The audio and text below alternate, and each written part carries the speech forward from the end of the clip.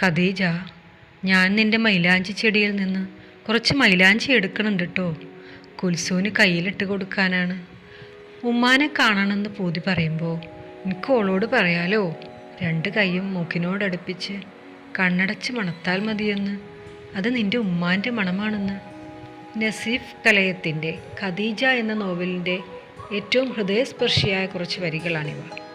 അബൂക്കയാണ് ഇതിലെ മുഖ്യ കഥാപാത്രമെങ്കിലും ആയിഷയും ഖദീജയും മറ്റ് പ്രധാന കഥാപാത്രങ്ങളെ തന്നെ അവതരിപ്പിക്കുന്നു.